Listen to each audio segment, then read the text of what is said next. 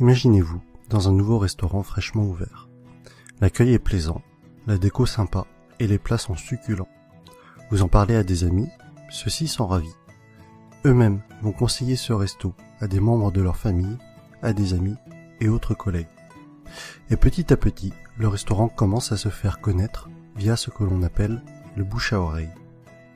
Dans la majorité des cas, le restaurant ne vous aura pas payé un centime, ni même adressé un remerciement, alors que vous êtes à l'origine de peut-être plusieurs dizaines de clients, car tout cela s'est fait naturellement et de manière transparente. Eh bien, il existe un type d'entreprise qui utilise la puissante force du bouche à oreille pour se développer. Il s'agit du marketing relationnel, aussi appelé marketing de réseau ou MLM, pour multi-level marketing. On parlera de network marketing en anglais. Le problème, en France, c'est que le marketing relationnel est non seulement mal connu, mais en plus à mauvaise presse. En effet, trop souvent, les médias n'en parlent que dans le cas d'arnaque, et malheureusement, il en existe, et très rarement comme une possibilité de réussir. Les médias, pour attirer de l'audience, doivent faire dans le scandale, dans ce qui choque. Mais ceci est un autre débat. Mais effectivement, certaines entreprises sont des systèmes pyramidaux déguisés. Une pyramide, qu'est-ce que c'est au juste?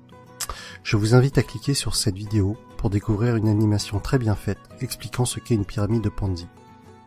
En résumé, non seulement c'est une arnaque, mais c'est aussi illégal. Le système est basé sur la promesse de faire de miraculeux retours sur investissement, juste avec de l'argent que tout nouvel entrant va apporter. Autrement dit, l'argent des nouveaux paye le bénéfice des anciens.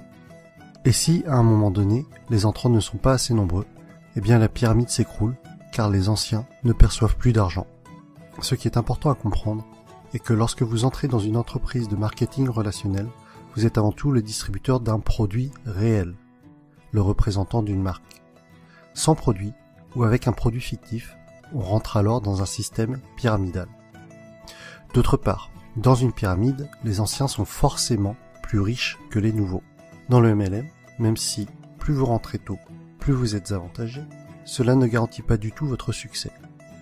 Un nouveau filleul peut très bien mieux développer son affaire et faire mieux que son parent. Ainsi, dans une entreprise de marketing relationnel, tout le monde est au même stade au début. Mais plus elle va grossir et plus elle va avoir d'impact et être puissante. C'est vraiment la force du réseau qui fait qu'une MLM est puissante. Et Robert Kiyosaki insiste vraiment sur ce point dans le livre « L'entreprise du XXIe siècle ». Le pouvoir n'est pas dans le produit, mais dans le réseau. Pour en revenir à ce que l'on évoquait au début de la vidéo, le bouche à oreille est le principal véhicule de communication d'une société de marketing relationnel, si bien qu'il n'y a pas ou peu de publicité. Et ce budget pub, qui est souvent faramineux pour les grandes entreprises, est reversé aux distributeurs et ou consacré à l'amélioration du produit, qui en général est excellent.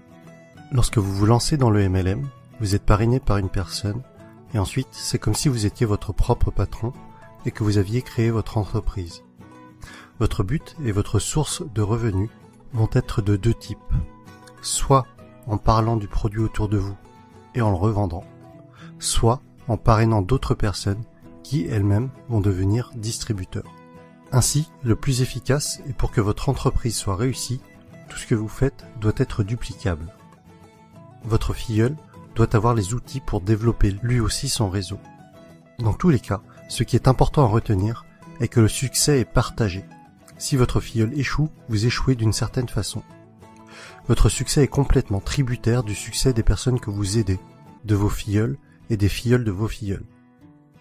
L'accent doit être mis sur le déploiement de votre réseau et pas sur les ventes directes.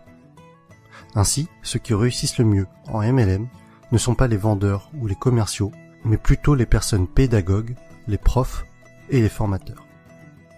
Et personnellement, autant je trouve la réussite personnelle gratifiante, autant aider les autres à réussir l'est encore plus. Autre sujet que je trouve intéressant, c'est que votre entreprise grandit avec vous. Vous gagnez de l'argent en apprenant et en appliquant les méthodes de vos parrains et de votre upline. C'est le terme indiquant les personnes antérieures à vous dans la vie du MLM.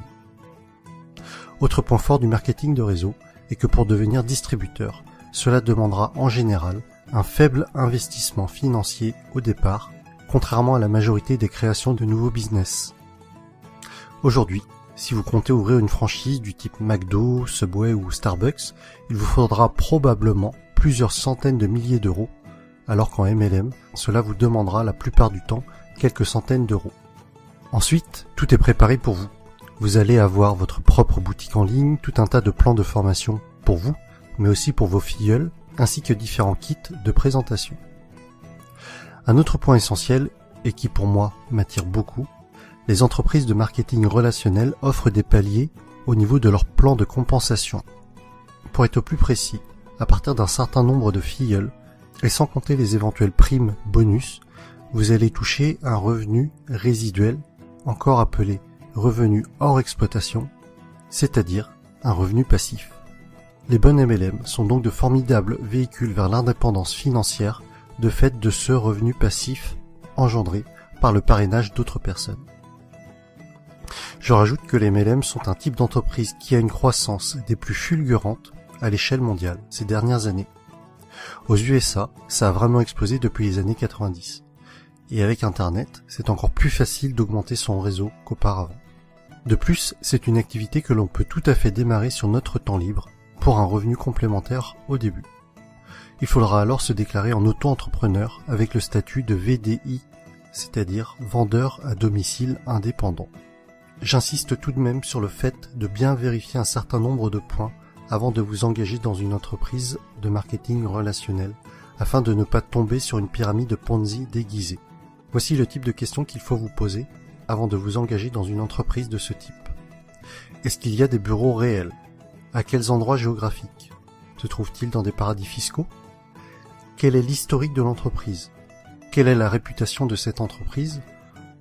Quels sont les avis d'autres personnes sur celle-ci?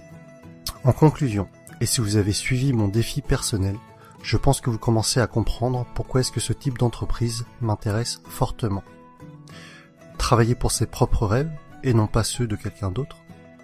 La possibilité d'avoir des revenus passifs avec cet objectif d'indépendance financière. Partager le succès. Vous savez, à la base, ma chaîne YouTube est quand même le partage des bonnes pratiques, d'idées inspirantes. Alors si en réussissant dans un domaine, j'arrive à aider d'autres personnes à réussir également, alors j'en serais sincèrement ravi. Autre point que l'on avait évoqué, c'était de gagner de l'argent tout en apprenant. Le message que j'y vois derrière cela est celui que Jim Rohn a souvent répété, que plus vous vous développerez personnellement, plus cela attirera le succès. Et enfin, des horaires libres. Cela signifie que je pourrais aller chercher ma fille à l'école. Et voilà pour cette vidéo sur le marketing relationnel. J'espère que le public francophone comprendra mieux ce qu'est le MLM avec cette vidéo.